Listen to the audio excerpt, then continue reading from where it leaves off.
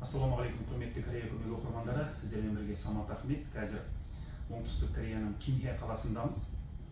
Кимхэ қаласында орналасқан мейітханадамыз.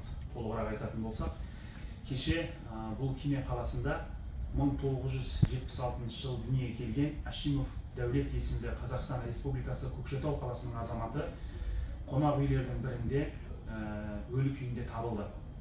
Қазір бұл жерде полиция басқармасы тергеу тобы өлімнің нақты неден болғандығы туралы тергеп тексеру жұмыстарын жүргізіп жатыр. Тергеу алдағы аптада аяқталатын болады. Бұл азамат оңтүстік Корея елінде заңсыз мигрант болған. Жақындарының айтуы бойынша марқұм соңғы бір апта бойы отбасынан байланысқа шыққан емес.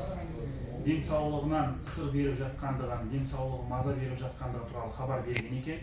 Бұл азаматтың артында 2 ұл, 1 қызы қалды. Құрметті Кореядағы қазақстандықтар және Қазақстаннан бізді бақылап отырған отандастар, марқұмның денесін Қазақстанға жеткізу үшін жақындары Корея көмек қайырымдылық қорынан көмек сұрайды. Қазір марқұмды туған жеріне жеткізу үшін 10 миллион вон, бұл теңгемен 3 миллион 700 мың теңге ақша керек. Барлықтарыңызды бір кісідей осы қайырымдылыққа атсалысуға шақырамын. Қазір видеоның астында Корея көмек қайырымдылық қорының банк карталарын көретін боласыздар. Барлығымыз бір кісі болып атсалысайықшы.